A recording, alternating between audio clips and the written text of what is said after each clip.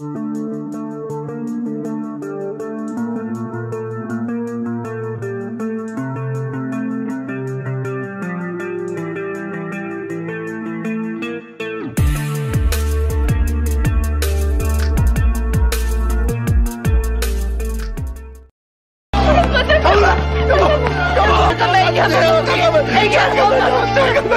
ini kita bahas drama Korea berjudul Stranger. Drama ini menceritakan jaksa bersih yang berani memenjarakan mantan atasannya. Cerita dimulai seorang anak tidak sadarkan diri di atas meja operasi. Dokter menjelaskan kalau otaknya lebih berkembang dari orang normal, sehingga membuat anak tersebut lebih sensitif pendengarannya. Dia dapat mendengar suara sekecil apapun. Suara gonggongan anjing terasa seperti halilintar di telinganya. Jika penyakitnya kumat, mobilnya membuat kemacetan di jalan raya. Pengobatan dirinya membuat dia tidak dapat merasakan emosi. Beberapa tahun berlalu, si anak bernama Hwang Si-mok telah menjadi jaksa. Suatu hari, Si-mok datang ke rumah CEO perusahaan konstruksi bernama Park Mo-sung. Dia kesulitan menemukan rumahnya. Untungnya dia bertemu dengan ibunya Mo-sung. Saat membuka pintu rumah, mereka dikejutkan melihat Mo-sung yang sudah bersimbah darah.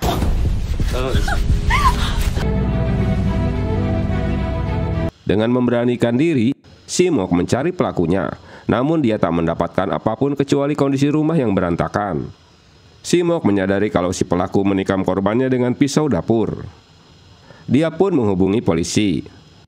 Dengan instingnya, dia mengingat jika ada mobil servis TV lewat yang hampir menabrak Bu Mo-sung.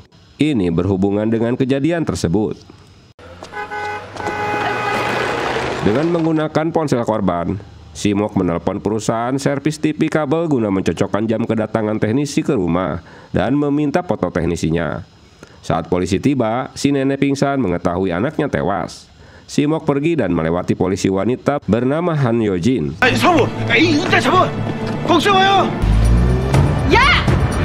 Dia mengabaikan Yo-jin yang memanggilnya. Yo-jin pun mengejarnya dengan menyalakan sirine mobilnya. Si-mok memikirkan kembali pertemuan pertamanya dengan Mo-sung, seorang CEO Sanghwa Konstruksi. Dia diberi kartu nama dan kartu kredit untuk dipakainya, tapi Si-mok menolak. Yo-jin yang mengejarnya telah berada di depan mobilnya, menuntut agar dia keluar. 서부지검 형사 3부 황시목 검사입니다. Si-mok hanya menunjukkan identitasnya kalau dia jaksa, dan dia memberitahukan jika tersangkanya tukang servis bernama Jin-sub. Setelah mendapati mobil yang tadi melintas di depannya, Si-mok mencari pemiliknya. Menyadari dirinya dicari polisi, Jin-sub si tukang servis itu berbalik dan kabur. Mereka berdua pun mengejarnya. Yo-jin mengejarnya sampai ke atap dan mengeluarkan pistol setrum. Jin-sub terjebak, kemudian dia nekat melompat truk yang terparkir. Untunglah Yo-jin dapat menangkap dan memborgolnya. Si-mok merogoh jaket Jin-sub dan menemukan sejumlah uang. Ketiganya pergi ke pegadaian, di mana Yeon-sip memeriksa semua perhiasan yang baru saja dijual Jin-sub. Sementara itu, Si-mok menyeret tersangka keluar dan masuk ke mobilnya. Yo-jin kecewa karena ditinggalkannya. Di kantor polisi, seorang temannya bernama Brigade Kim menerima telepon untuk mengambil laptop. Si-mok menginterogasi Jin-sub di kantornya dan dia bersikeras bahwa dia tidak membunuh CEO Mo-sung. Menurutnya, saat dia masuk ke rumah itu, korban telah tergeletak. Dia hanya mengambil beberapa perhiasan yang dipakai korban. Tentu Si-mok tak percaya begitu saja. Si-mok melepas salah satu sepatunya dan menemukan darah di kaos kakinya. Si-mok menunjukkan foto wakil kepala jaksa Lee dan jaksa Dong Jae. Namun Jin-sub tidak mengenali mereka. Di kantor, Dong Jae diberitahukan jika Mo-sung tewas dan Si-mok yang menemukan jasadnya. Rupanya, antara wakil kepala jaksa Lee dan Si-mok hubungannya tak harmonis, mereka saling mencurigai. Pak Lee mencurigai Si-mok telah merencanakan sesuatu yang buruk. Dia akan menyuruh jaksa Yong untuk menangani kasus tersebut agar bisa lebih mudah untuk dimanipulasi karena memang sudah saatnya juga dia naik pangkat. 이번엔 어떻게 되는지 제발 잘 좀 감시해. Jin-sub seorang mantan narapidana. Dia harus bekerja keras demi menghidupi keluarganya. Tak ada waktu libur bekerja, tapi penghasilannya tetap saja kecil. Namun jaksa Simok masih tak mempercayai keterangannya. Jaksa Yong menerima telepon tentang kenaikan pangkatnya. Dia sangat ingin memulai kasus pertamanya untuk menyelidiki pembunuhan CEO Park Mo-sung. Tapi Simok menyuruhnya untuk tidak menyentuh kasusnya. Dong Jae yang selalu ingin tahu menguping ini dan mendekati Yong. Detektif Kim penasaran bagaimana dia tahu Jin Sub adalah tersangka dan mengapa dia ada di rumah CEO Mo-sung. Simok hanya menjawab bahwa mereka kenal secara pribadi. Malam harinya, Simok kembali ke TKP dan melihat taksi yang terparkir dengan black box. Dia sengaja membunyikan alarmnya dan tanpa malu-malu mengaku kalau itu ulahnya. Setelah mendapatkan memory card, dia melihat rekaman dashboard tersebut dan kembali ke kantor. Jaksa Yong mencari tahu di meja Simok tentang kasus kematian Mo-sung. Ulahnya diketahui Simok yang tentu membuat Yong tak enak hati. Simok menanyakan apakah dia sanggup mengungkapkan kasus tersebut. 할 수 있겠어? 네, 맡겨만 주세요. Dengan pedenya, Yong mampu melakukannya. Simok menjelaskan bahwa Jin Sub hanyalah tukang servis yang diminta datang untuk memperbaiki TV kabel. Pasti seseorang telah menjebaknya, karena saat dia datang, kondisi rumah tidak terkunci. Sebetulnya rumah itu selalu terkunci dengan alasan banyaknya rentenir penagih hutang yang datang. Dengan mengeluarkan rekaman videonya, Yong melihat sosok Mo-sung bergerak di dekat jendela saat Jin Sub masuk ke rumah. Simok memasukkan rekaman itu ke dalam flash disk dan dia akan memberikannya. Ketika Yong pergi, Simok meninjau rekaman itu lagi. Dia mengirim rekaman dan menelepon seseorang untuk menganalisanya. 증거 목록? Dong Jae yang selalu mengintainya mengambil flash disk dari Yong yang memang masih polos dan lugu. Dengan dalih dia harus menyimpan bukti yang menentukan di akhir sidang. Sementara itu, Yojin menghadiri pemakaman CEO Mo-sung. 그런 다음 피고가 훔친 작물이 2 bulan kemudian, sidang dilaksanakan. Simok masuk saat Yojin memberikan pernyataan dalam persidangan. Saat itu, Dong Jae masuk untuk memberikan flash disknya dan memberitahu hakim bahwa mereka sekarang memiliki bukti penting baru yang membantah klaim terdakwa. Seperti yang diharapkan, rekaman itu berdampak kuat dan membuat Jin Sub dijatuhi hukuman 22 tahun penjara. 초인종을 누르고 Karena di saat Jin Sub memencet bel rumah, seseorang terlihat mengintipnya dari balik jendela. Artinya, Mo-sung masih dalam kondisi hidup. Rekaman ini membuat Jin Sub terjebak dah. Yojin bergegas untuk memastikan si nenek baik-baik saja, tapi segera terganggu oleh panggilan telepon. Simok bertemu dengan teman SMP-nya. Ibu Mo-sung melihat Jin Sub dikawal pergi dan berniat melempari dengan batu. Dia mengurungkan niatnya di saat dia melihat istri Jin Sub dengan membawa bayi menemuinya dan mulai menangis melihat suaminya ditangkap. Nenek itu menangis di hadapan Simok dan membuat Simok teringat masa lalu saat ibunya mencengkeram tangannya untuk mengajaknya pergi. Dia menangis bahwa mereka harus mati bersama. Dan Simok kecil memeluknya. Dengan putus asa meminta maaf dan berjanji bahwa dia tidak akan berperilaku buruk lagi. Simok bertemu dengan wakil kepala jaksa Lee yang bertanya mengapa dia pergi ke rumah CEO Mo-sung. 마지막 남은 거였다고 합니다. 그 질문을 이제서야 하십니까? Simok menatap atasannya dan menjawab bahwa ada pihak ketiga yang terlibat dalam pembunuhan Mo-sung. Pelaku sebenarnya ketakutan jika Mo-sung akan membeberkan kejahatannya. Pihak ketiga sengaja merusak televisinya dan meminta tukang servis untuk datang ke rumah yang kebetulan seorang mantan narapidana. Dia percaya saat Jin Sub mengatakan korban telah tergeletak saat dirinya masuk ke rumah. 방시목이 별거 아니네. 저는 좀 Hubungan Simok dan atasan kini bertambah buruk dengan dijadikannya Jin Sub pelaku pembunuhan.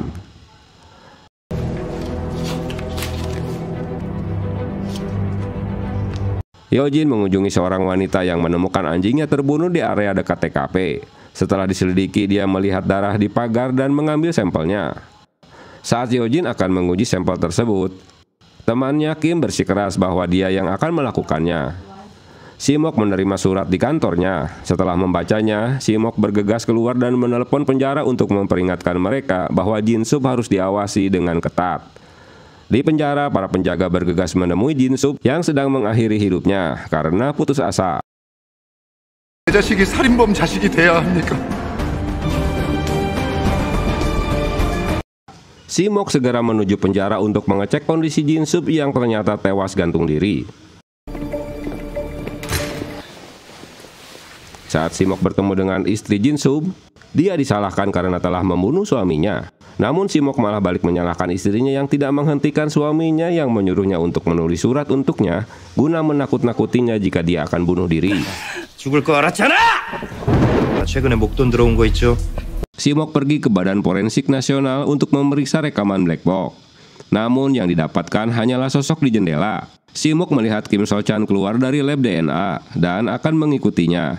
Ketika wakil kepala jaksa memanggilnya, membuatnya terpaksa harus berpaling. 주제 사방팔방 죽겠다고 공갈 편지질이야. 지금 확인하고 오는 길입니다. Wakil kepala Lee Chang-jun meminta konfirmasi tentang kematian tersangka. Simok menjelaskan tidak ada pelanggaran protokol pemeriksaan dan memanipulasi bukti. Tapi wakil kepala Lee masih mempermasalahkan Simok yang pergi menemui CEO Mosung hari itu.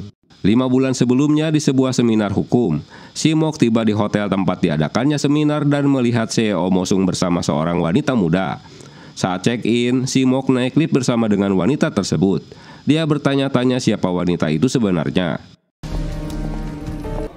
오프닝 하셔야 되는데 뭐. Esok harinya saat Simok melihat Pak Lee, dia bertanya-tanya apakah wanita muda itu menemani atasannya. Simok mendatangi kantor polisi dan bertemu dengan Yeonjin yang memperkenalkan dirinya secara resmi. Dia bertanya padanya apakah Yeonjin mendengar kabar dari Kim So-chan tentang hasil tes DNA.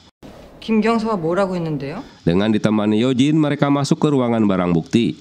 Yeonjin melihat Simok membuka kunci ponsel CEO Mosung dan bertanya bagaimana dia tahu polanya, tapi dia mengabaikannya. Mereka melihat daftar panggilan di ponsel itu, dan ternyata ada panggilan tidak terjawab dari CEO Choi Yong-demfo dan sebuah panggilan telepon ke LCG. Pagi berikutnya, berita di televisi mengungkapkan kasus kematian Jin Sub disalahkan kepala kejaksaan. Yeonjin mendapat kabar bahwa hasil tes DNA itu ternyata darah anjing. 고 강진섭 씨의 주장은 Di kantor kejaksaan, Yong melakukan konferensi pers dan memberikan bela sungkawa. Dia menyatakan bahwa penyelidikan dilakukan dengan adil. Teman SMP Simok bernama Jungbon melihatnya di televisi dan menelponnya. Sementara itu, Yeonjin tak percaya dengan hasil tes DNA. Dia pergi ke Badan Forensik Nasional untuk memeriksa langsung hasil tes DNA dan menemukan bahwa darah itu sebenarnya milik CEO Mosung. Dia terheran mengapa darah Mosung terdapat di lokasi lain. Dia mencurigai temannya detektif Kim pasti menyembunyikan sesuatu darinya. 검찰이 조작한 거죠. Yeonjin awalnya menuduh Simok memanipulasi barang bukti dalam kasus Jin Sub. Simok mengaku kalau CEO Mosung adalah sponsor yang menyediakan uang, wanita, dan berbagai suap lainnya kepada orang-orang berpengaruh. Namun ketika dia kehilangan asetnya, pengaruh itu berubah menjadi penghinaan dan cemoohan, bahkan pembunuhan. Simok memberitahukan bahwa Kim tahu tentang hal itu. Ia juga mengatakan pada Yeonjin bahwa laptop di kamar CEO Mosung hilang dan tak disertakan dalam daftar barang bukti. 했던 박무성 노트북이 없어졌습니다. Untuk menghilangkan bukti siapa saja orang-orang yang telah menerima suap darinya. Dalam perjalanan, Simok menyadari jika rekaman dashboard itu telah dimanipulasi, bukan rekaman aslinya yang ditayangkan di pengadilan. Di depan rumah CEO Mosung, mereka bertemu dengan pengemudi taksi yang mobilnya masih terparkir di sana. Yeonjin menunjukkan di mana dia menemukan darah. 저 집이에요. 혈흔 나온대. Gambar batang logam di buku catatannya dan juga menunjukkan kepadanya dari mana menurutnya pembunuh masuk dan memanjat ke atap rumah CEO Mosung. Simok melakukan napak tilas dan membayangkan pembunuh itu melangkah.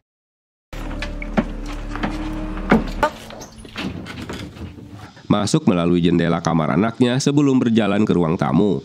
Melihat CEO Mosung ditikam dan menghitung berapa lama baginya untuk mendengar bel pintu dan pergi ke jendela untuk membuka gerbang. 오른손잡이, 다른 칼에 스쳤고. Dia menyimpulkan bahwa itu membutuhkan waktu 37 detik jika CEO Mosung terbunuh setelah dia membuka gerbang. Cukup lama hingga Jin Sub akan melihat pelakunya. Simok berjalan ke jendela dan menyimpulkan bahwa CEO Mosung sudah mati ketika bel pintu berbunyi, dan orang di jendela adalah pembunuhnya. Simok bertanya-tanya apakah kedatangannya di hari kejadian memang bagian dari rencana si pembunuh.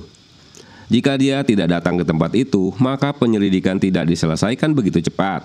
Dan mereka tidak akan melewatkan semua petunjuk ini. Artinya telah direncanakan seseorang yang tahu bahwa dia akan datang ke TKP. Setelah Mosung menghubunginya untuk datang, lalu dia menghubungi LCG alias wakil kepala Jaksali yang juga atasannya. Yeonjin terkejut mendengarnya. Seharusnya wakil kepala Lee menunggu perintah kepala jaksa. 상 검사가 박무성 입도 막고. Kira-kira korupsi apa yang telah membuatnya menyalahi perintah tersebut?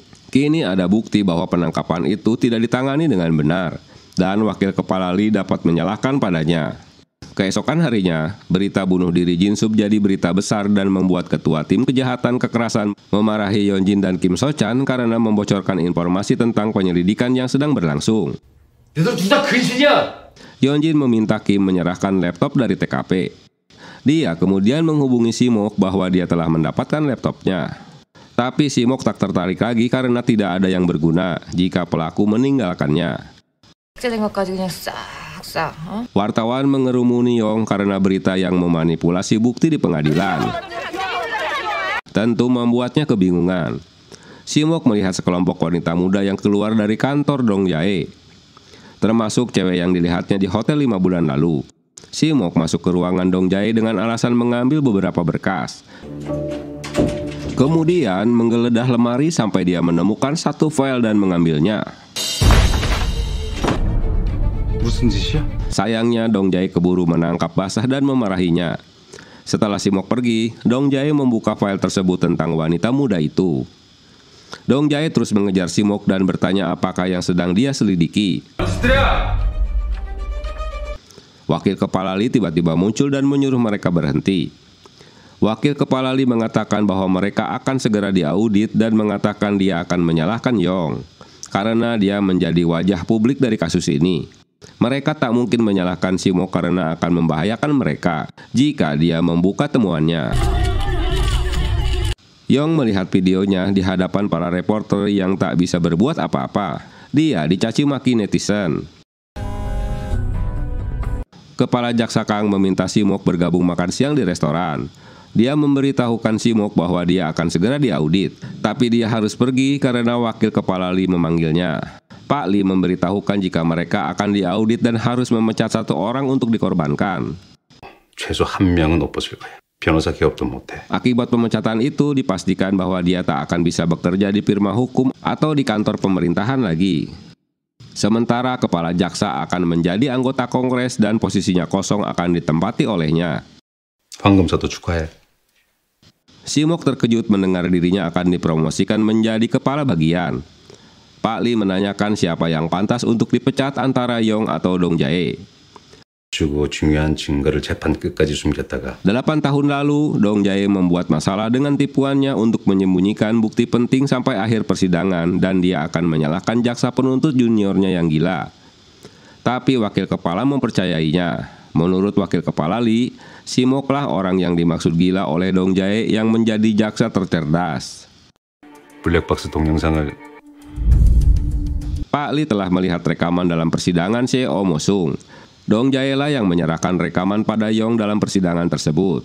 박 사장을 Pak Lee tetap tak mengakui jika dia tak tahu menahu tentang CEO Mosung.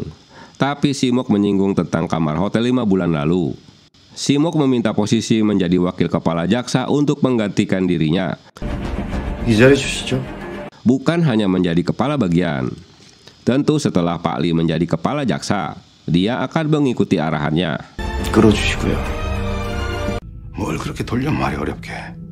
Simok tak akan menangani kasus Mosung sampai pembunuh sebenarnya tertangkap. 나도 그 피지. Wakil kepala Lee menyuruhnya menangani kasus ini karena Simoklah yang memulai, seharusnya dia yang membatalkannya. Merasa dilawan membuat Pak Lee kesal. Yong yang stres karena tekanan publik, dia menghabiskan waktunya untuk mabuk. Yong menanyakan apakah dia memberikan kasusnya atas perintah wakil kepala Lee. Simok mengakui bahwa dia benar-benar tidak yakin dengan apa yang terjadi di sekitarnya. Pengakuan itu meluluhkan Yong. Kemudian dia menangis saat mengatakan bahwa dia tidak boleh dipecat karena keluarganya bergantung padanya. Dia meminta Simok membantunya. 공판을 맡았던 동료가 따로 있었습니다. Simok memenuhi wawancara siaran di televisi. Pembawa acara membacakan surat terakhir Jin Sub dan menanyakan apakah dia adalah jaksa yang disebutkan Jin Sub. Si Mok mengatakan bahwa dia mau mengikuti acara televisi demi menjelaskan pada semua orang bahwa CEO Mosung sudah meninggal saat Jin Sub sampai di rumah. Mereka menemukan bukti darah korban di tempat yang tidak pernah dikunjungi Jin Sub. Si Mok menjelaskan bahwa orang di dekat jendela bukanlah CEO Mosung, melainkan pelakunya agar seakan-akan korban masih hidup. 강진섭 씨하고는 전혀 떨어진 데서 나왔. Si Mok mengakui bahwa dia seharusnya mendengarkan terdakwa alih-alih mengandalkan rekamannya. Aksinya di siaran televisi membuat Pak Li terkejut. Menurut si Mok, pelakunya masih ada di luar sana. Si Mok bilang dia akan menemukannya dalam 2 bulan. Kalau gagal, dia akan mengundurkan diri. Pernyataannya mendapat sambutan tepuk tangan dari penonton. Kantor polisi menyambut seorang anggota baru bernama Pak Son Chang. Yojin mencari di internet nama Si Mok yang menjadi kata kunci yang paling banyak dicari. Si Mok menemui Yojin dan meminta alamat ibunya CEO Mosung. Dia mengantarkannya ke tempat yang dimaksud. Mereka menemukan ibu Mosung di rumahnya. 누구랑 싸웠어요. 누구랑요? Si ibu memberitahukan jika anaknya memiliki seorang musuh. Dia menerima telepon dari seseorang dan terus marah-marah. Dia langsung menemui si penelpon malam itu juga. Tapi pulangnya cepat dengan moodnya yang jelek. 다음날 아침 내가 일찍 나오느냐고 애를 먹. Si Mok dipanggil oleh kepala bagian yang memberinya tuduhan telah menghina kantor kejaksaan. Dia diminta membuat permintaan maaf secara tertulis. Si Mok mengira jika Mosung berselisih dengan Pak Li. 64일 전입니다. 아, 그렇게 Di tempat lain, wakil kepala Li meminta maaf kepada ayah mertuanya bernama Yun Bom karena membiarkan Si Mok tampil di televisi. Dia memerintahkannya untuk menjadikan seseorang kambing hitam dan memastikan penjahat sebenarnya tidak tertangkap. Karena jika tidak, kasus korupsi semua orang yang terlibat dengan Mosung akan terungkap. Selain itu, untuk mengagalkan rencana Si Mok yang telah mengumbar janjinya di televisi akan menangkap dalam 2 bulan. Ulah Si Mok yang berkoar-koar di televisi membuat Pak Li benar-benar terganggu. 아침에 방송 나가냈다며?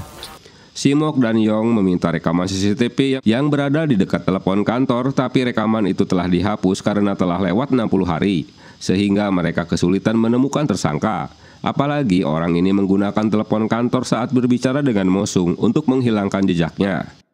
Di rumah, Si Mok mendapat panggilan dari Yong yang memintanya menonton televisi. Pembawa acara memunculkan unggahan anonim yang mengaku mengenal Si Mok dari SMP. Dia suka memukuli anak-anak. Yeonjin menontonnya dengan kaget. Si Mok mengunjungi anggota keluarganya yang muncul di berita untuk meminta maaf. 근데 괜찮겠니? Begitu sampai di rumah, pendengaran Si Mok tiba-tiba sakit karena ada suara bernada tinggi dan membuatnya pingsan. Yeonjin menganggap unggahan itu pasti milik seseorang yang cemburu dengan ketenaran Si Mok. Keesokan harinya, berita tentang masa lalu Si Mok yang seorang psikopat tersebar dan dirinya menjadi pusat perhatian. 사실인가? 전부. 네. Si Mok menghadap wakil kepala Li untuk mengkonfirmasi jika berita tentang masa lalunya benar. Dia bahkan harus dioperasi. Wakil kepala Li mengingatkannya untuk memenuhi misinya menangkap pelaku dalam 2 bulan. Si Mok juga mengingatkan bahwa dia harus dapat menempati posisi wakil kepala. Si Mok menyadari jika pembicaraan mereka didengar oleh Dong Jae. 내사에서 차장님 시키신 대로 하면 됩니까? 서동재. Dong Jae panik, dia mengambil foto wanita muda tersebut. Di tempat lain, Si Mok bertemu karyawan kafe untuk mendapatkan petunjuk. Dia menunjukkan foto wakil kepala Li dan Dong Jae, tapi pegawai kafe tak mengenalnya. Dia malah menunjukkan jika seseorang itu adalah Yong.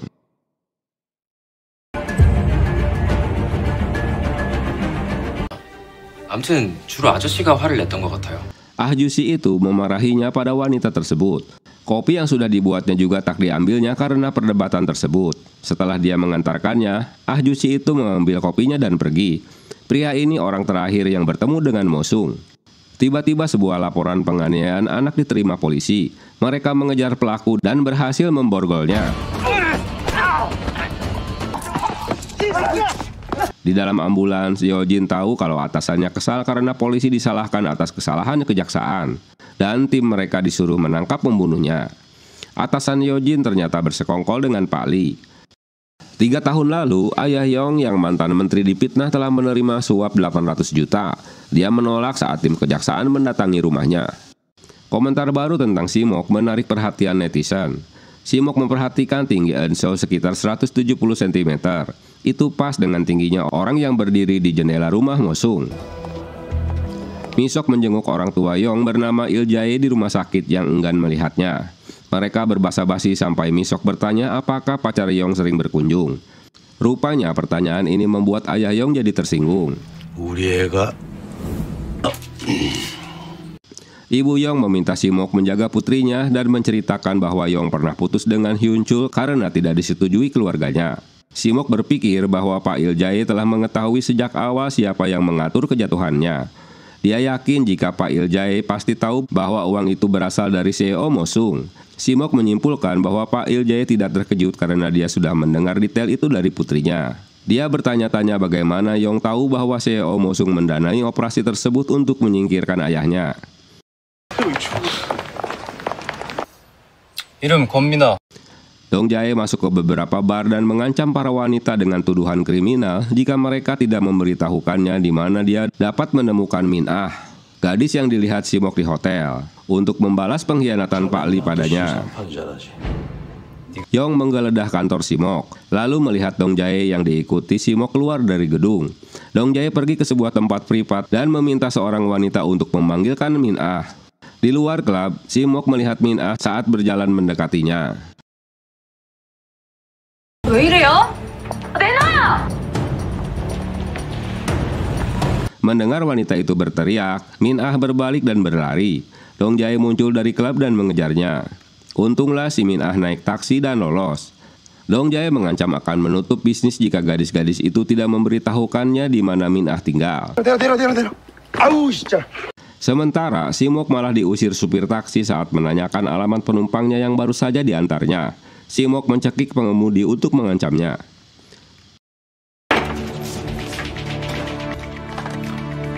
Min Ah tiba di rumah dengan panik. Dia berusaha untuk kabur. Sosok gelap tiba-tiba muncul dan menyeretnya ke sebuah gang. Beberapa saat kemudian, Simok melihat apartemen Min Ah berantakan. Dia juga menemukan seragam SMA. Seseorang mengangkat telepon saat Simok menelpon ponsel Min Ah, namun langsung ditutup. Malamnya, Simok mencari seragam SMA secara online untuk menemukan yang cocok dengan Min Ah. Di bagian lain, Yong mengantarkan ayahnya yang pulang dari rumah sakit. Dong Jae mengebrak-ngabrik semua dokumen yang dia miliki tentang Min Ah. Malam itu sekelompok siswa SMA minum-minum dan bermain-main di rumah kosong CEO Mosung. Salah satu dari mereka pergi ke kamar mandi dan berteriak bahwa seorang gadis mati terbaring di bak mandi. Dengan pergelangan tangannya diikat ke keran. Mayat di kamar mandi itu adalah Min Ah. 이곳이 지난 1월 박모 씨가 살해 SNS에 피해자의 사진을 올리면서 알려진 이 사건은 Temuan mayat ini membuat heboh semuanya, apalagi terjadi di rumah yang sama. Simok bergabung dengan polisi dan tim forensik untuk melihat korban. Saat petugas forensik mengambil foto korban, tiba-tiba dia terbangun yang tentu membuat semuanya terkejut dan membawanya ke rumah sakit. Ternyata korban masih hidup. Simok bertanya-tanya mengapa pelakunya meninggalkan Min Ah hidup-hidup. Dia menyadari bahwa pisau yang sama digunakan pada pembunuhan CEO Mosung. Hyojin mengharapkan agar Min Ah selamat karena dia hanya satu-satunya saksi. Dari belakang, seseorang perlahan mendekati Hyojin, namun membatalkannya karena datang teman-temannya. Dong Jae khawatir mendengar Simok tahu tentang Min Ah. Kim So-chan memanjat jendela apartemen Min Ah yang diikuti oleh Simok. Mereka mengevaluasi kamar berantakan itu dan menghubungi tim forensik. Simok menunjukkannya seragam sekolah yang tergantung di lemari. Dia menghilang saat Hyojin datang, dan Hyojin keluar untuk mencarinya. Simok akhirnya menemukan bahwa semuanya telah direncanakan.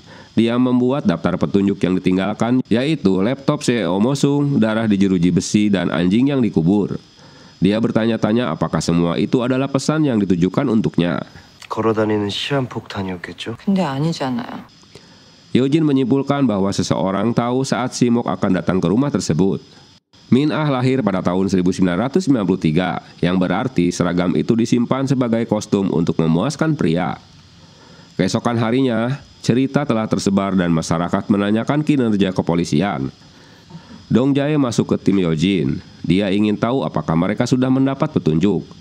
Dia kemudian mendengar ketua tim mendapat telepon dari Yojin yang membenarkan bahwa Min Ah menggunakan identitas palsu. Simok melihat Dong Jae masuk ke kantor Pak Lee. Diam-diam Simok masuk ke ruangan di sebelahnya untuk menguping. Wakil kepala Lee bertanya mengapa Min Ah terluka pada malam yang sama saat Dong Jae mencarinya. Pak Lee menemui Simok dan menanyakan apakah Simok pelakunya yang telah menikah Min Ah. Tentu Simok membantah. Dia menguraikan teorinya bahwa CEO Mosung mengirim Pak Lee seorang gadis. Mosung kemudian memerasnya, namun dibungkam selamanya. Dan gadis itu mengalami nasib yang sama. Kali ini Pak Lee merasa terpojok. Kim So Chan bekerja sama dengan Dong Jae untuk menangkap Simok. 당연하죠. Yeonjin berbicara dengan guru Min Ah. Sang guru memberitahu bahwa nama asli Min Ah adalah Gayong. 의식 불명 상태로 발견됐습니다. 미셨죠? 어머, 가영이. Dan lahir pada tahun 1998. Di rumah sakit, Kim mengetahui bahwa Min Ah mengalami cedera otak karena luka-lukanya. Perawat heran mengapa selang oksigen Min Ah bisa lepas. Sementara Pak Lee berpikir bahwa orang yang sama telah mengejar CEO Mosung dan Min Ah. Maka orang itu memiliki tujuan dan akan menyerang lagi. Dia khawatir jika Simok ditangkap yang tentu akan jadi masalah besar. Pak Yunbo menyarankan agar Pak Lee mengambil tindakan sebelum semua orang tahu. 강제수사를 무리해서 구속한 것도. Para petugas di kantor polisi bersama Dong Jae mendengarkan rekaman panggilan telepon supir taksi. Mereka tahu ada pria yang memaksa untuk meminta alamat Min Ah. Yojin datang dan tidak percaya bahwa nama Misok ada di papan bukti. Di kantor kejaksaan, Simok dihampiri oleh Yong. Dia mengaku bahwa dialah yang bertemu dengan Mosung sebelum dia meninggal. 모성이 돈을 댔는데 비웃었어요. 우리 아버지 누명 씨인 거 밝혀달라고. Yong mengaku dia ingin mengungkap Mosung orang yang telah menjebak ayahnya. Bahkan ayahnya tidak pernah menerima suap. Dia tidak mungkin membunuhnya karena dia membutuhkan pengakuan tentang ayahnya. 왜 갑자기 아빠를 찾아갔는지 하는 걸 받아내야지. Namun Yong yakin kalau Pak Lee pelakunya. Yong kemudian bertanya-tanya mengapa dia menyakiti Min Ah alias Gayong jika dia tidak mengenalnya. Di kantor, polisi mendiskusikan apa yang harus mereka lakukan dengan Simok. Yojin menjelaskan dia dan Simok melakukan reka adegan pembunuhan Mosung pada malam harinya. Dong Jae mendengar Yojin memberitahu ketua timnya bahwa Mosung mungkin memiliki hubungan dengan Gayong dan mengungkapkan bahwa putra Mosung bernama Kyung Kwan adalah senior Gayong di sekolah. 아들 친구를. Berita ini membuat Dong Jae mendapatkan kambing hitam untuk disalahkan. 내일 딸 방대로 가. Dia bertemu dengan Dong Jae di lift dan mencium bau parfumnya. 여자 향수. Simok mendapat kabar dari hotel. Kemudian dia melihat rekaman CCTV. Dalam rekaman, Simok menemukan Gayong berada di kamar Pak Lee. Sementara Yeojin melihat Simok berjalan mondar-mandir di toko kosmetik. Yeonjin mengikutinya ke dalam dan mengawasinya saat dia mencium beberapa parfum yang berbeda. Saat makan malam, Yeonjin mencoba bertanya apakah dia mengenal Gayong sebelumnya. Simok menunjukkan rekaman hotel.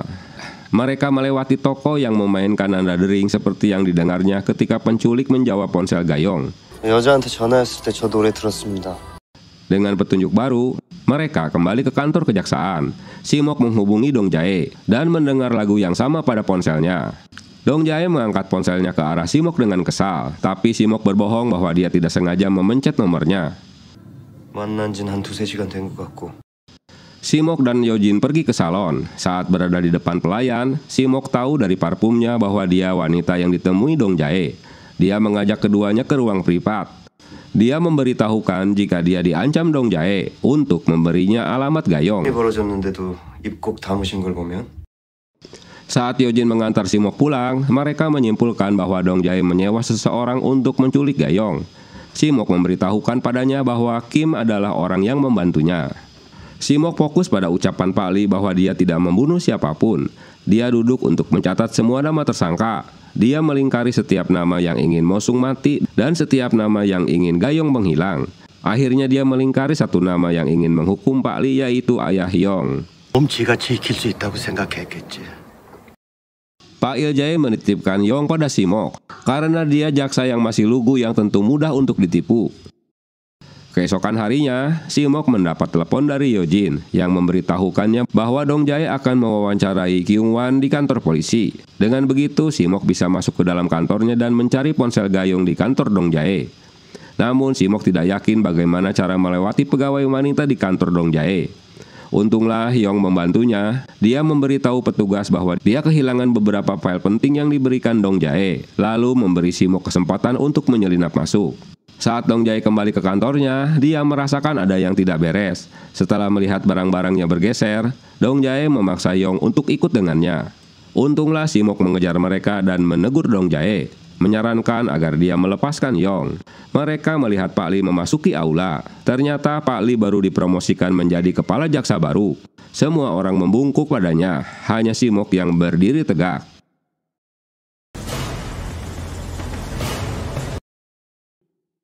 Menunggu 10 tahun baru kali ini kepala jaksa dari divisi kriminal. Simok paling terakhir memberikan hormatnya. Dalam briefingnya, Pak Lee mengingatkan semua harus sama di depan hukum. Dengan ketakutan, Dong Jae menghancurkan ponsel misteriusnya dan membawanya.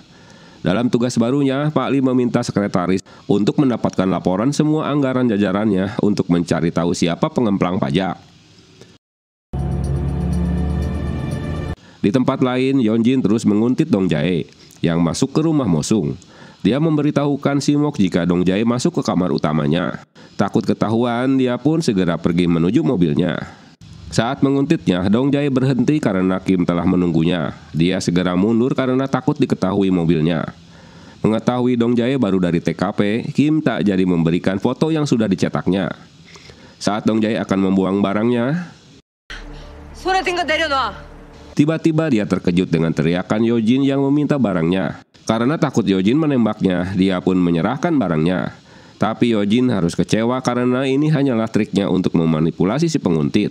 Kini Dong Jae yang balik memarahinya karena dia telah menguntitnya.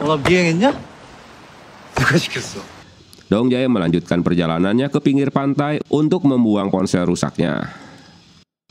Rupanya Simok dan kawan-kawan juga sudah menunggunya berkat detektif Jang yang juga menguntitnya secara diam-diam. Mereka mendapatkan ponsel yang dibuang Dong Jae. 확실한 용의자를 특정했습니다. Di tempat lain, Dong Jae melaporkan jika tersangkanya adalah anak CEO Mosung bernama Kyung-wan yang sedang mengikuti wajib militer. Malam itu dia keluar barak dengan atasannya untuk bermain golf.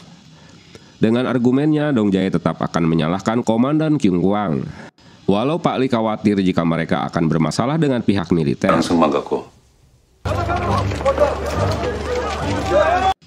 Esok harinya, jenderal itu pun terseret kasus bawahannya, sementara Dong Jae melakukan konferensi pers. Kepala polisi mengocehi bawahannya karena dia mendapat informasi itu dari kejaksaan bukan dari bawahannya. Dia kesal polisi yang bekerja tapi kejaksaan yang dapat nama. Pak Lee teringat dengan perintah mertuanya untuk mencarikan kambing hitam dan kini telah mendapatkannya. Agar Misok ikut menargetkan kambing hitam tersebut bukan pembunuh sebenarnya. Karena intervensi Menteri Pertahanan membuat Pak Lee tak punya pilihan. Waduh. Dalam interogasi, Kyung-kwon dipaksa untuk mengaku jika dirinya membunuh Min Ah. 네가 그 살인범이라고 우리 아빠까지 죽였다고 지금 말씀하시는 거예요? Karena ayahnya yang selalu membawa Min Ah ke bar untuk diperkenalkan dengan teman-temannya. Padahal Min Ah adalah cinta pertama Kyung-kwon, itu sebabnya dia merasa dendam. Jenderal itu menolak jika bawahannya telah melakukan pembunuhan. 어제 낮에 김가영이 핸드폰 잠깐 켜졌다고 했었죠. 박경원이 용산소에서 참고인 조사 끝난 시간은요? Kim menghubungi Dong Jae jika ponsel Min Ah dinyalakan kemarin. Berita ini membuat Dong Jae terkejut. Dia mengajak Kim untuk kembali ke TKP malam itu juga. Dengan mengendap-endap, dia masuk ke rumah Mosung. Tapi aksinya ditangkap basah oleh Yeonjin dan Misok yang memang telah menunggunya. Dia menolak untuk ditangkap, malah cuap-cuap memberitahukan jika Pak Lee pembunuhnya.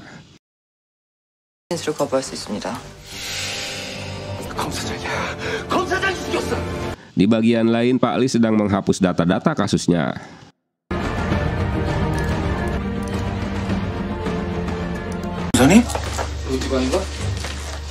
Kim So-chan dan ketua tim tiba untuk bertemu dengan Dong Jae, tapi terkejut melihat Dong Jae diborgol.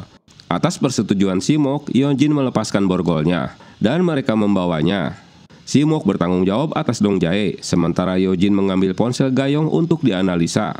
그리고 날 죽이겠지. 경환을 범인으로 몬 거야. 쭉 내려. Dalam perjalanan, Dong Jae terus mempengaruhi Simok agar percaya dengan ocehannya.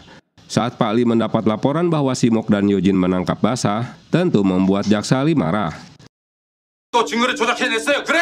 Dia merasa telah dipermalukan oleh Dong Jae sambil melemparkan pot bunga.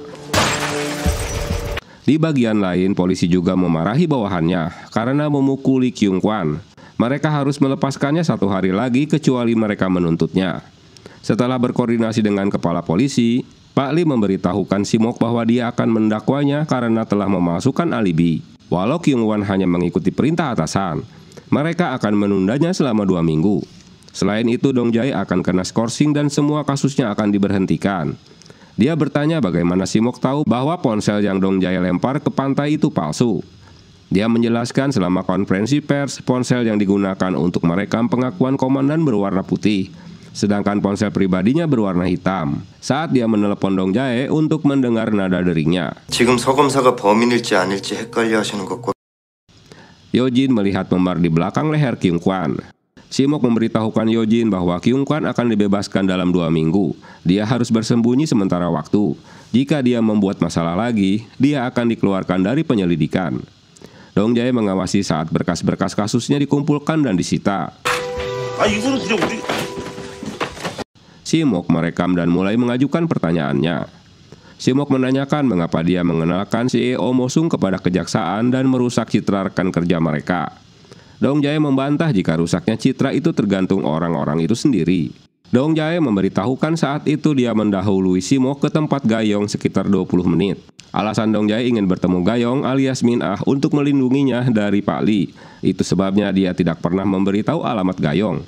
Dong Jae menjelaskan dengan memanfaatkan anak di bawah umur dan kemudian memeras orang-orang yang disuapnya adalah taktik CEO Mosung. Jadi dia tidak merasa heran bahwa kepala Jaksa Lee ingin melacak Gayong.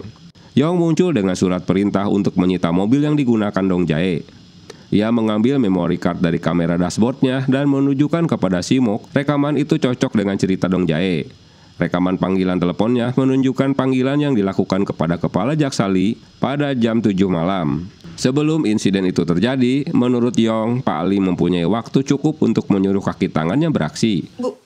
뭐 하자는 거예요 지금? 넌 겨우 1분 만에 배신당했지만 Simok menjelaskan jika kaki tangannya itu Dong Jae yang telah bekerja selama 10 tahun dengannya. Dia tak membunuh dan menguburkan korbannya di hutan karena Dong Jae memiliki dendam pada Jaksa Lee. Dia ingin membuat kejutan padanya.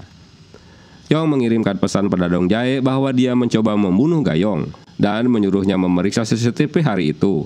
Dong Jae menelepon Yong dengan marah dan mengajaknya bertemu. 그날 네가 여기서 뭘 봤는지 모르겠는데. Saat mereka bertemu, Yong menyuruhnya untuk menceritakan semuanya kepada Pak Lee.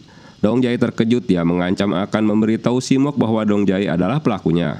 Dia jadi marah karena Yong menyuruhnya untuk menjebak kepala Jaksa Lee dan ayah mertuanya dengan cara apapun. Dia mencengkeramnya hingga bajunya robek dan mencekiknya hingga wanita itu berhenti melawan dan jatuh ke tanah. Dia tampak terkejut dengan tindakannya sendiri. Yong pergi ke tempat Simok dan mengatakan kepadanya bahwa dia sekarang yakin bahwa Dong Jae bukanlah seorang pembunuh. Dia akan menjelaskannya besok. Kepala Jaksa Lee sedang berada di acara publik bersama istrinya. Ternyata, berita telah tersebar tentang CEO Mosung yang menyuap banyak jaksa sebelum kematiannya. Meskipun nama-nama mereka tidak disebutkan oleh informan anonim. Kepala Jaksa Lee memanggil semua kepala bagian dan memberitahu mereka menjaga keamanan dan melarang untuk pergi ke kafe atau bar.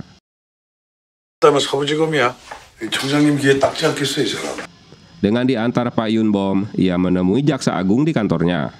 Pak Lee mengatakan bahwa laporan itu salah dan menyangkal pernah bertemu dengan CEO Mosung. Mereka bertanya-tanya siapa yang telah berulah dengan melaporkan penyuapan pada surat kabar Sungmon. Pak Yun Bom memberitahu menantunya untuk menghentikan rencana mereka untuk menjebak Simok. Pak Lee berkata bahwa Simok mencurigainya dan bapak mertuanya menyarankan dia seharusnya tidak memilih seseorang yang begitu pintar. 경찰관들이 피의자를 조사하면서 가혹행위. Berita tentang penyiksaan yang dialami Kyung Kwan di tangan polisi tersebar, termasuk foto-foto yang diberikan oleh Jung Bon. Kepala Jaksa Lee mengadakan pertemuan dengan semua jaksa. Dia mengumumkan penyelidikan khusus terhadap korupsi di kantor kejaksaan. Ia mengumumkan bahwa tim yang bertanggung jawab itu adalah Hwang Si-mok. 없이 지검 전체를 대상으로 수사를 할 황시목이다.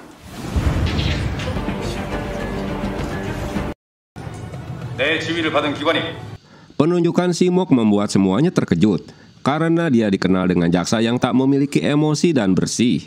Rencana pengunduran diri Pak Lee ditentang oleh kepala bagian. Menurutnya Pak Lee dilantik juga belum. 사과를 해도 Dia menolak dengan rencananya. Si-mok meminta Pak Lee menyerahkan daftar aset jaksa Dong Jae agar tak kehilangan barang buktinya.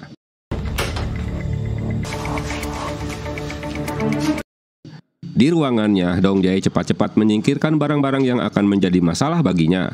Sementara Si-mok telah membentuk tim untuk melakukan penyelidikan. Tapi ruangan Dong Jae terkunci karena dia sibuk dengan urusannya.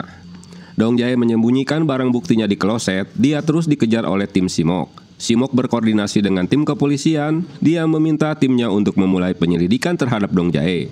Dirasa kondisi sudah aman, Dong Jae mengambil kembali berkasnya. Sementara Si-mok memberikan nama kasusnya yang melibatkan Dong Jae untuk dilakukan pemeriksaan. Seseorang melakukan paparazzi terhadap semua tim kepolisian yang sedang menyelidiki Dong Jae. Pak Lee menemui tim Si-mok yang mengenalkan dirinya. 한여진입니다. 얘기 들었어요. Pak Lee memberitahukan jika aktivis Jungbon orang yang telah menyebarkan penyiksaan Kyung-won ke media. Pak Lee mengajak Si-mok untuk menemui Jaksa Agung. Jaksa Agung meminta tim Si-mok untuk segera menyelesaikan tugasnya. Sementara surat pengunduran diri Jaksa Lee telah diterima Jaksa Agung. Walau kikuk, mereka menghadiri makan malam di rumah Pak Lee. 앉아요. Apalagi kedatangan Pak Yun-bo membuat mereka tambah grogi saja. Dia juga terkejut melihat Si-mok sedang bersama mereka. 끝난 것 같은데요. 실례 많았습니다. Karena Pak Yun-bo menyiratkan tak senang dengan kehadiran mereka, Si-mok memutuskan untuk membatalkan makan malamnya yang tentu membuat istri Pak Lee jadi kesal. Sementara mereka ngoceh-ngoceh karena batal untuk makan enak. Di kantornya, Si-mok telah menyusun semua orang yang diduga tersangkut kasusnya, termasuk istri Pak Lee. Nah lo, Jungbon memberikan apresiasi kepada semua pihak yang telah membantu proses pemeriksaan penyuapan di kejaksaan. Di tempat lain, Dong Jae yang jadi tersangka juga dicegat para reporter untuk mengklarifikasinya. Si-mok mendapat penjelasan dari Ibu Yong. Suatu hari dia mendapat kiriman hadiah dalam dus. Setelah membukanya, dia terkejut, isinya tumpukan uang. Dia menghubungi nomor yang ada di kartu namanya dan mengambil kembali uang tersebut. Dan pria itu mengambil kembali uang tersebut. Dong Jae memulai interogasinya. Dia terkejut melihat foto-fotonya di mana semua barang bukti yang disimpan di kloset diketahui bawahan Si-mok dan memfotonya. Dong Jae mendapatkan hadiah mobil terbaru dan kepemilikan saham atas nama keponakannya. Semua bukti ini cukup untuk menangkapnya, hingga mengakibatkan stres dan Dong Jae terjatuh dari tangga. Karena istrinya dipanggil kejaksaan, maka Pak Il Jae menemui Pak Lee dan ngoceh-ngoceh memarahinya. Dia juga menegur Pak Lee mengundurkan diri dari jabatannya dan memintanya untuk menyampaikan pesannya pada ayah mertua untuk tidak mengganggunya. Entah apa yang menyebabkan hubungan Pak Yun-bom dan Pak Il Jae memburuk.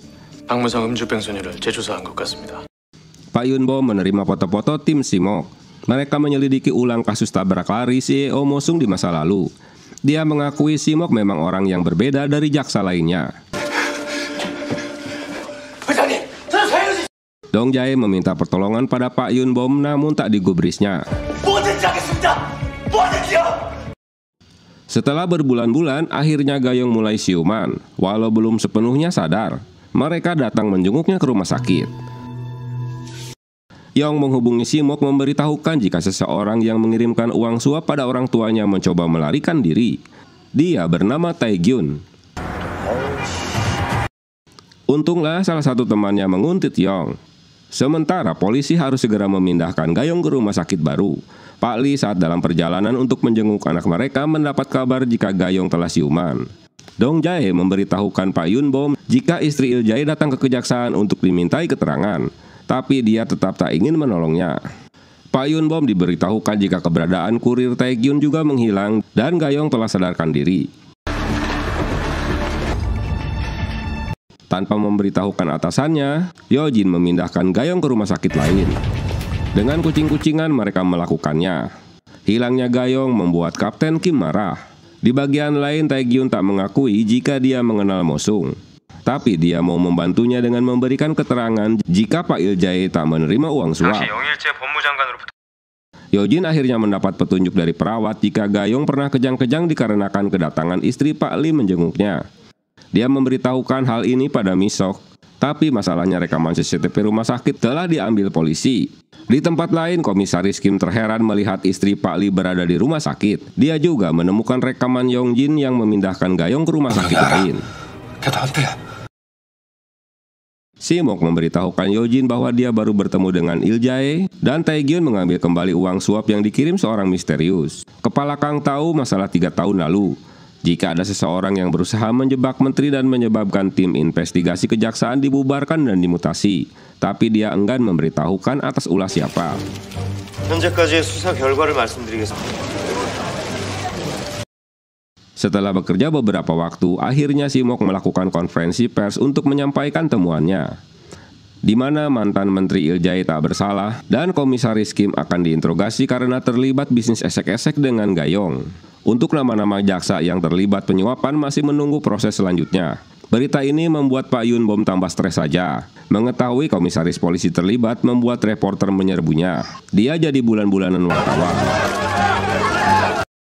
Untuk menebus kesalahannya, Dong Jae bersedia membantu Si-mok untuk menjerat atasan mereka dan bapak mertuanya. Di bagian lain, Pak Il-jae masih memiliki data rahasia yang belum diungkapkan. Kedatangan kembali mereka sempat membuat istrinya marah pada ayahnya. Pak Yun Bom tak menyangka jika penyelidikan Mi-sok akan sampai pada kasus 3 tahun lalu dan melibatkan Pak Il-jae. Istri Pak Lee menguping pembicaraan mereka. Dia terkejut mengetahui jika Gayong hilang dari pantauan mereka. 박무성을 마지막으로 본 건 언제입니까? Komisaris Kim marah karena Yojin menginterogasinya, apalagi menuduhnya telah membunuh kedua korban. Dia tak bisa mengelak saat Yojin memberikan fotonya saat bertemu dengan Gayong. 계속 부정하시면 서부지검 차장검사를 거쳐 Mereka terkejut melihat berita di televisi jika Pak Lee akan dilantik sebagai kepala sekretariat presiden. Selama ini tak ada yang tahu hal tersebut. Si-mok meminta atasan untuk mengulur waktu pemecatan Dong Jae karena dia sedang membantu menyelidiki Hanjo grup pimpinan Yun Bom. Pak Lee mendapat kado dari Komisaris Kim yang ternyata berisi foto Gayong. Dalam pesannya, dia mengancam akan memberitahukan pers bahwa dirinya lah yang bertemu dengan Gayong. Dia mengantongi foto tersebut setelah mendengar ketukan pintu. Rupanya kedatangan bawahannya untuk mengucapkan selamat padanya.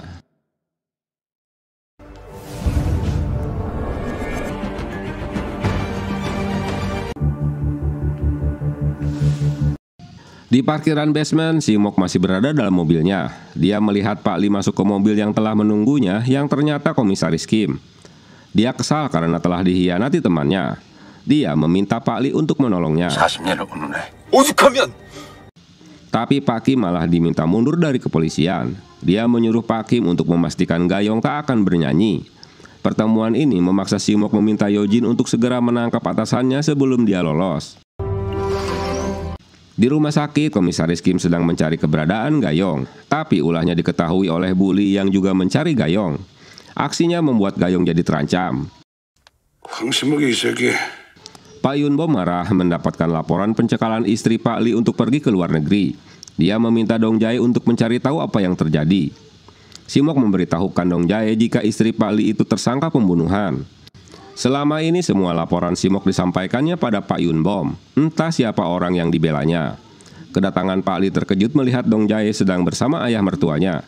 Pak Lee terkejut mengetahui istrinya dicekal pergi ke luar negeri dengan alasan pembunuhan. Mereka menyalahkan Si-mok sebagai biang keroknya. Pak Lee meminta Dong Jae untuk bekerja dengannya dan harus menghindar dari mertuanya.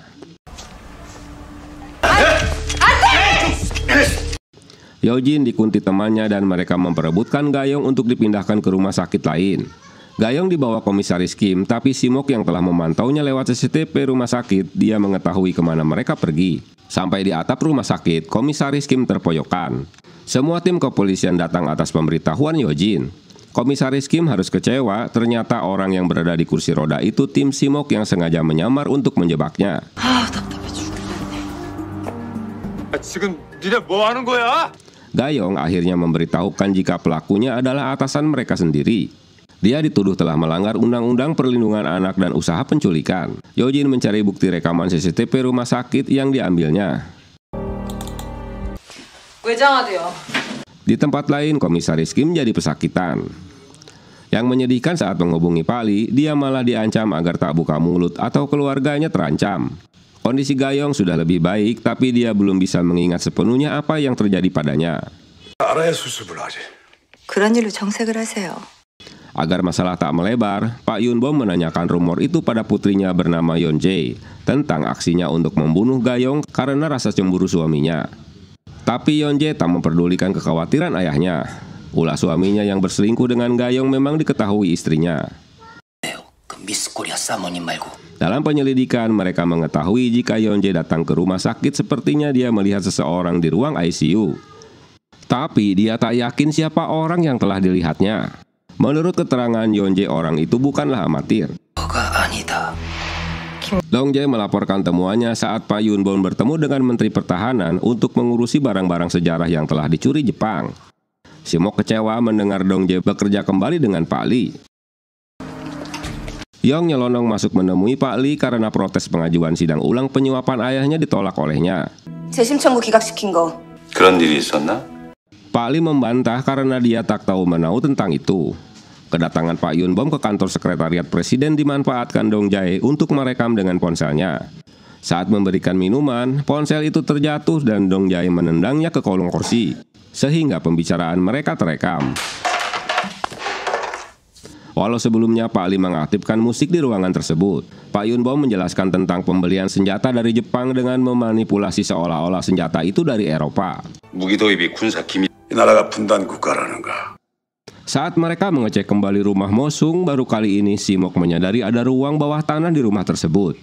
Setelah mengeceknya, dia hanya mengira-ngira saat Gayong dibawa ke tempat itu lebih dulu, sebelum dia dibunuh di kamar mandi.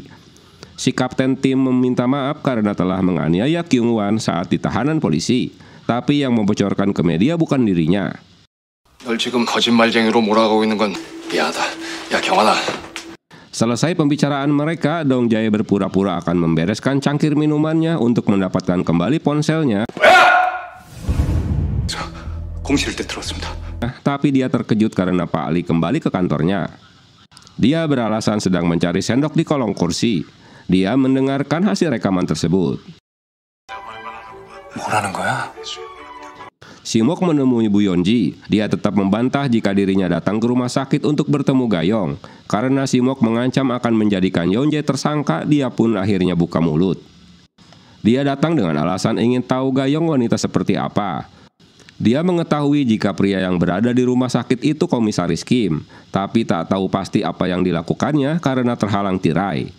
Yeonji meminta Simok untuk tak memberitahukan suaminya tentang hal ini.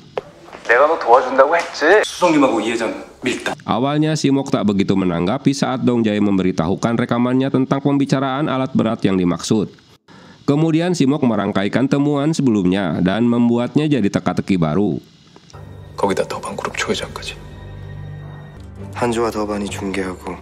Saat Yong menunjukkan foto Pali, dia malah takut karena melihat kehadiran Dong Jae. Tapi Yong mengira jika dia ketakutan setelah melihat foto Pali. Simok menemui pimpinan harian Sungmon untuk meminta bantuannya tentang dua perusahaan senjata milik Jepang dan Eropa. Siapa pemilik pabrik senjata itu sebenarnya? 벌써 10년도 전에. Esok harinya, surat kabar Sungmon memunculkan isu panas tentang manipulasi pembelian senjata militer bukan dari Eropa, tapi dari perusahaan Jepang. Berita ini membuat Pak Menteri Pertahanan jadi ragu untuk melanjutkan rencananya. Kedatangan tamu VVIP dari Eropa akan menemui Pak Lee. Dia meminta sekretaris dan Dong Jae untuk memesan kamar hotel di dua lokasi yang berbeda. Dia meminta sekretarisnya menghubungi Jaksa Agung. Tak seperti biasanya, Jaksa Agung menghubunginya. Simok meminta timnya agar tak meninggalkan ruangan kerja mereka.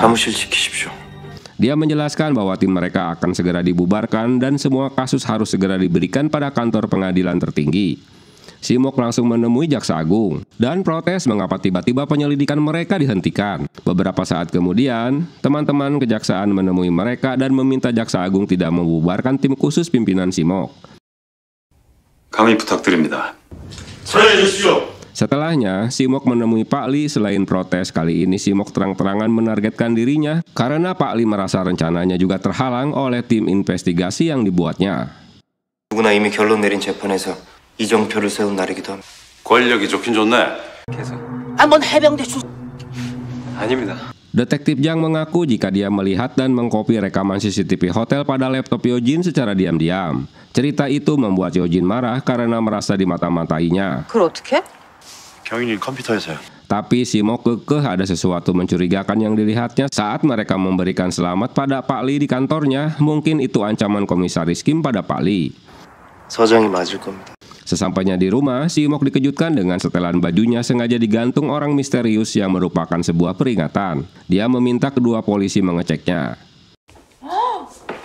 전화로 들은 것보다 Berita pembatalan pembelian alat-alat militer dibatalkan pemerintah. Tentu membuat Pak Yung Bon geram. 고개 한번 숙여주면 돼. 못해주라고. Pak Lee menghubungi Jaksa Agung yang belum juga membubarkan tim khusus pimpinan Simok. 지금 불러서 말씀하세요. 나도. Beberapa saat kemudian, berita di televisi menyebutkan mutasi para jaksa dan pembubaran tim investigasi khusus pimpinan Simok. 저거 우리 아니에요? Sebagai pimpinan Hanjo Group, Pak Yun Bom memberikan konferensi pers untuk mengucapkan permintaan maaf karena tak menyelidiki mitra kerjanya yang ternyata dimiliki perusahaan Jepang. Dengan kesal, Simok membersihkan ruangan kerjanya yang dipaksa bubar di tengah jalan. Simok meminta maaf pada atasannya karena tak bisa mempertahankan timnya tetap bekerja. Dia melanjutkan untuk bertemu Pak Il Jae guna mencari tahu kisah lama yang menyebabkan hubungannya dengan Pak Yun Bom tak harmonis. Tapi Pak Il Jae tak mau menceritakannya. 무기 수입 막은 거 자네 팀을 친 건 두려웠기 때문입니다. Pak Yung Bon meminta sekretarisnya untuk membuat janji dengan pimpinan Sung Moon. Menurutnya, Pak Il Jae berjanji padanya untuk tak membuka mulut kasus di masa lalunya. Pak Yun Bom diberitahukan bahwa Simok baru saja bertemu dengan Pak Il Jae. 더 놔두면 안 되겠어. Itu artinya dia tak takut walau telah diberikan peringatan sebelumnya. Pada rekaman CCTV, Yojin tak mengenali pria misterius yang menggunakan payung walau tak hujan untuk menghindari mukanya agar tak diketahui. Simok menyadari jika Pak Il Jae sebenarnya memiliki kartu rahasia Pak Yun Bom, tapi dia terus menyimpannya selama 3 tahun. 영장관님은 분명히 이윤범한테 위협이 될 거 손에 쥐고 3년을 그냥 내려앉아만 계셨단 말이죠. Pembicaraan mereka didengar Yong yang memang mau masuk ke ruangan Simok. Simok meminta Dong Jae untuk menyelidiki siapa pria misterius tersebut. 숙님 눈치챈 것 같아. Mereka memberikan selamat kepada Pak Won-chul yang ditunjuk menggantikan Pak Lee. Tak diduga, Simok juga mendapat promosi menjadi Kepala Jaksa 3 Tindak Pidana. Berita ini membuat teman-teman kepala bidang lain tak senang. Dengan naiknya jabatan, Simok diberi tugas untuk bekerja sama dengan kantor kejaksaan di Amerika. Tapi dia meminta waktu 10 hari tersisa karena batas waktu 2 bulan yang pernah dijanjikannya tempo hari untuk menangkap pelaku kejahatan. Karena alasannya dapat diterima, Kepala Won-chul mengizinkan penundaannya. 범인도 기억하고 있을 겁니다. Jaksa Yun yang mengecek ke rumah sakit menghubunginya jika Gayong tiba-tiba menghilang dari rumah dan ibunya tak bisa dihubungi. Simok lagi sibuk setelah mendengar Gayong menghilang, dia tak bisa menemui Yong yang saat itu menghubunginya. 잠깐 뵀으면 해서요. Dia bergegas datang ke rumahnya. Lagi-lagi dia dikejutkan berita dari Yojin jika polisi baru saja menerima laporan kematian wanita muda di sebuah villa bekas tempat tinggal Gayong. 그 집에서 젊은 여자 시신이 발견. Orang tua Yong begitu senang karena nama baik mereka dari penyuapan telah diselesaikan. Kini ibunya harus mencarikan pasangan buat putrinya. Di tempat lain, mereka terkejut karena korban pembunuhan itu Jaksa Yong. Simok tak bisa berkata-kata setelah dia menolak untuk bertemu dengannya. Simok mengikuti jasad Yong yang dibawa dengan ambulan. Tim forensik terus memeriksa TKP guna mencari bukti. Di rumah sakit, dokter akan melakukan otopsi. Tiba-tiba Simok mendengar suara bernada tinggi yang mengganggu telinganya. Dan rasa sakit yang menembus kepalanya. Pemeriksaan polisi menyimpulkan jika pola si pembunuh sama dengan pembunuh Mosung dan Gayong, kemungkinan dilakukan oleh orang yang sama. Menurut Yojin, mengapa Yong dibunuh? Dikarenakan dia melihat pria berpayung itu menyelinap ke rumah Simok. Kini polisi mengetahui jika penghentian impor peralatan militer dikarenakan rekomendasi tim khusus pimpinan Simok. Pelakunya kemungkinan menculik Yong di tengah jalan sebelum sampai ke rumahnya. Polisi bergerak untuk mengecek ruang kerja Yong, dan kepala jaksa Wonchul menanyakan keberadaan Simok. Yojin menjelaskan jika Simok langsung ke rumah sakit untuk melihat otopsinya, tapi teleponnya malah tak diangkat. Akhirnya Yojin ke rumah sakit dan menemukan Simok masih tak sadarkan diri. Di rumah duka, semua tim kejaksaan menghadirinya.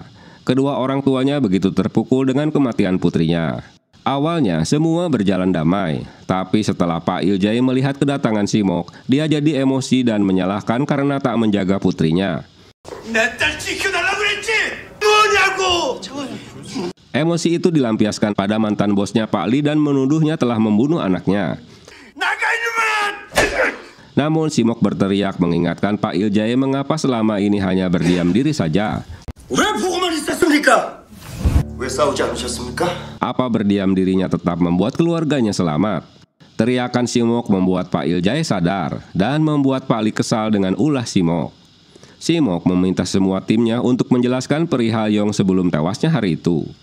Dia mendengar pengakuan dari bawahannya hari itu bahwa Yong berdiri di depan pintu sedang menguping pembicaraannya saat ada Yojin. Jaksa Yun memberitahukan saat dia mencari Gayong yang menghilang. Dia datang ke apartemennya, tapi tak ada orang yang membukakan pintunya. Tiba-tiba dia mendengar teriakan di dalam apartemen tersebut. Pak Iljay meminta Simok menemuinya. Ternyata data yang selama 3 tahun disimpannya kini hilang dicuri. Padahal itu semua bukti pengemplang pajak yang dilakukan Hanjo Group. Kemarin data itu masih ada di rumah. Setelah mengingat-ingat, menurut Pak Iljay hanya Yong yang terekam datang ke rumahnya. Jadi dia dibunuh karena dia memegang bukti tersebut. Simok merasa bersalah karena Yong menguping tentang data rahasia saat berbincang dengan Yojin. Dia menghubungi polisi untuk melaporkan tentang pencurian data milik Pak Iljay. Berdasarkan rekaman CCTV, hanya Yong yang tertangkap kamera, jadi tak ada pencuri lainnya. Setelah menebak-nebak catatan harian di kamar Yong, akhirnya mereka menyimpulkan jika Jaksa Yun diduga pelakunya. Mereka pun mencari keberadaannya dengan GPS. Mereka menemukannya di bandara. Simok memantaunya dari ruangan CCTV dan polisi menyebar ke belahan pelosok. Walau sudah terbuka identitasnya, Jaksa Yun melakukan perlawanan.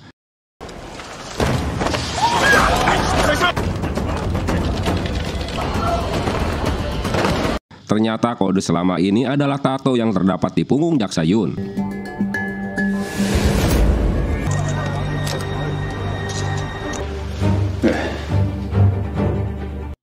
Jaksa Yun pun ditangkap. Mereka tak menyangka jika pelaku pembunuhan yang dicarinya selama ini dekat dengan mereka.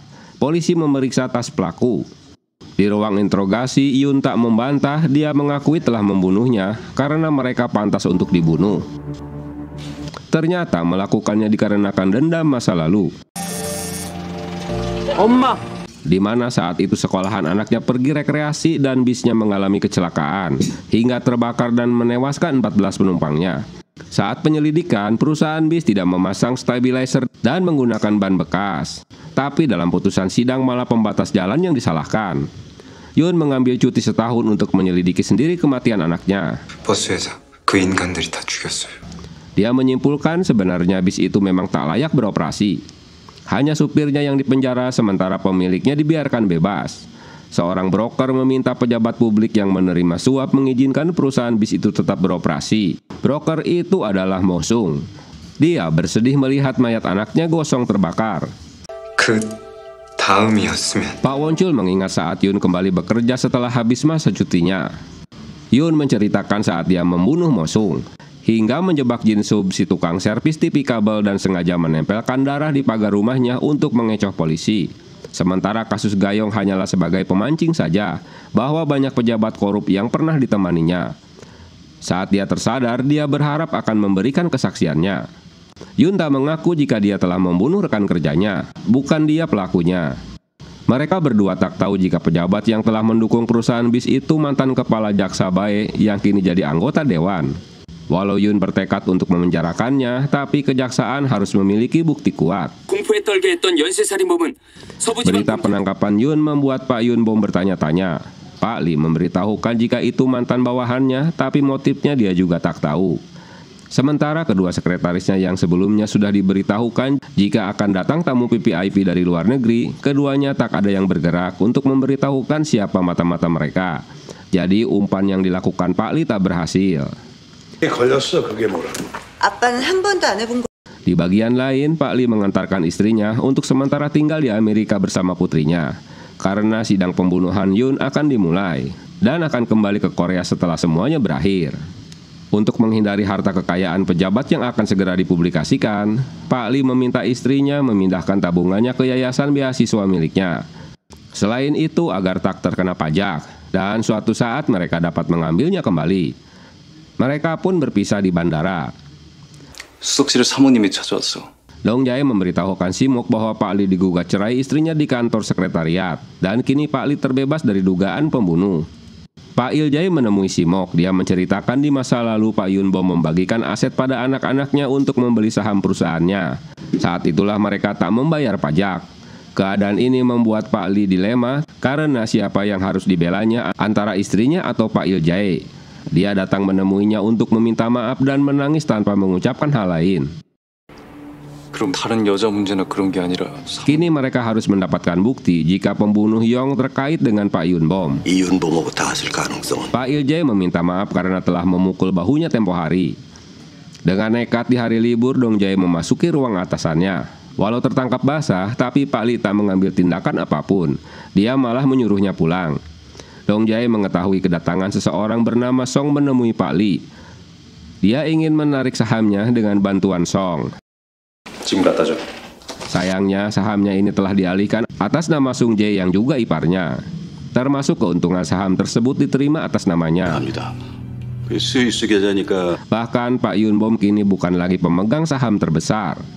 Pak Lee merasa telah dikhianati ayah mertuanya. Dia menghubungi anggota dewan bernama Pak Bae. Jika pembunuhnya telah tertangkap dan sebentar lagi namanya akan muncul. Pak Song memberitahukan rencana Pak Lee yang akan menjual sahamnya pada Pak Yun Bom. Namun Pak Lee tak dapat dihubunginya. Kini Pak Yun Bom bertanya-tanya tentang rencana apa yang sedang disiapkan mantunya. Setelah melihat rekaman CCTV di bandara, Simok kembali menginterogasi Yun. Setelah muter-muter belok kanan dan kiri, Simok tak mendapatkan pengakuan baru darinya.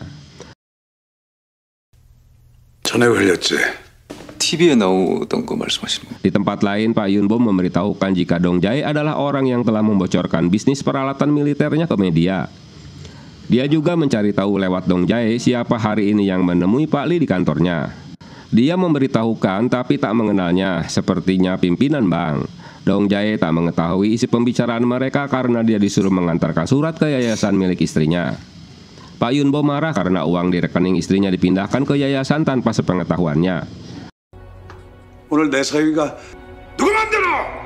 Sementara Dong Jae baru teringat jika sekretaris Wo yang bekerja dengan Pak Yun Bom adalah orang yang mengenakan payung yang telah menyelinap ke apartemen Simok.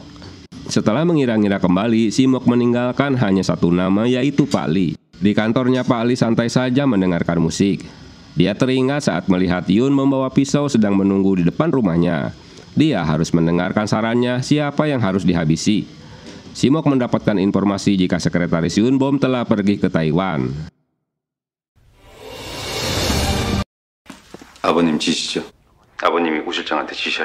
Dia terbangun saat Pak Yun Bom menelponnya. Pak Lee merekam pembicaraan dengan ayah mertuanya. Mertuanya ngoceh-ngoceh karena ulah mantunya yang diam-diam memindahkan uangnya. Tapi Pak Lee mulai memasang perangkapnya dengan menuduh ayah mertuanya yang telah menyuruh sekretaris Wo membunuh Yong dan memintanya kabur ke luar negeri. Jaksa Yun bukanlah pembunuh Yong karena dialah yang akan memastikannya. Dia hanya menyuruhnya untuk membunuh Mo Sung dan Gayong. Pak Yun Bom kecewa karena merasa telah dikhianati oleh mantunya sendiri. Merasa sudah terbongkar kejahatannya oleh Simok, mereka berjanji untuk bertemu. Sementara Simok berkoordinasi dengan Yojin dan Jang. Kepergian Pak Lee dikuntit oleh Dong Jae. Pak Yunbom teringat kejadian sebelumnya, Sekretaris Wo kepergok Yong saat menyelinap ke apartemen Huang, itu sebabnya dia membunuhnya.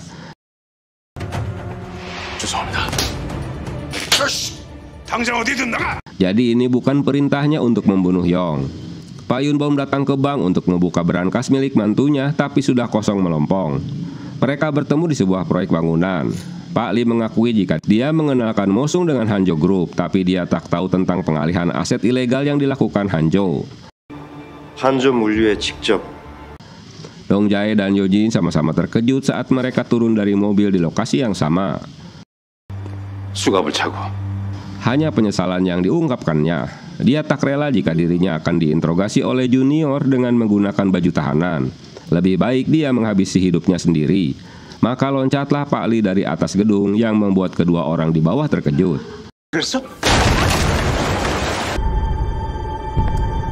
Dong Jae terkejut jika itu ulah atasannya, dia harus mati di depan matanya. Berita kematian Pak Lee membuat Pak Yunbom tak bisa berbuat apa-apa lagi. Semua itu dikarenakan ulahnya di masa lalu sejak saat menjadi jaksa. Kematian Pak Lee membuat jajaran jaksa terkejut. Simok memberikan tugas pada semua jaksa untuk memeriksa semua dokumen yang belum diproses oleh atasannya di masa lalu. Di tahanan, Yojin memberitahukan Yun tentang tewasnya Pak Lee. Berita tentang penyelidikan kasus lama menjadi berita utama di media. Kehadiran anggota Kongres yang juga mantan kepala jaksa masih belagu saja terhadap mantan bawahannya. Rekaman pembicaraan antara Pak Lee dengannya saat itu direkam di ponselnya. Kini dijadikan barang bukti untuk menangkap Pak Bae. Simok mendapat pesan jika Yojin mendapat kabar dari Kementerian Luar Negeri untuk menangkap Sekretaris Wo. 대한민국 GDP의 30%를 젖먹이 아이도 부끄러움을 하는데. Semua keterangan yang diberikan Pak Yunbom di depan kantor kejaksaan langsung dibantah oleh Pak Il Jae yang mantan menteri dengan menuduh Pak Lee sebagai pembunuh putrinya. Setelah memberikan keterangan, Pak Yunbom pergi dari ruangan interogasi, tapi ditahan oleh Simok karena mereka telah mendapatkan surat penahanan. Kehadiran Yeonjae mengungkapkan kekesalannya karena Simok telah menghancurkan keluarganya. Selain mendapatkan tas dari Pak Lee, Simok memberikan surat yang telah ditulis Pak Lee sebelum kematiannya, di mana saat dia menjabat sebagai jaksa ada begitu banyak perlakuan tak adil yang memaksa dirinya harus ikut dengan arus kejahatan atasannya. Dalam persidangan, Komisaris Kim dihukum 3,5 tahun karena terbukti bersalah. Pak Yunbom dibawa ke rumah sakit karena tekanan stres padanya. Tapi dia memang tak tersangkut dalam pembunuhan yang terjadi.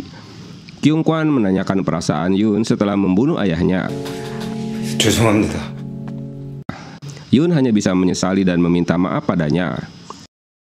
Pemindahan Simok ke Amerika dibatalkan, dia dipindahkan ke kantor kejaksaan kota lainnya. Dan Won Chu juga dipindahkan ke bagian lain. Di tempat lain, Yojin dan detektif Jang mendapat promosi atas kerja kerasnya dalam tim khusus dengan kejaksaan. Sementara Yeonjae kini jadi ketua Hanjo Group menggantikan bapaknya. Won Chul menghubungi Simok agar segera menemui Dong Jae untuk menasehatinya karena tingkahnya masih tak berubah. 똑같아. 하나도 안 변했어. 네.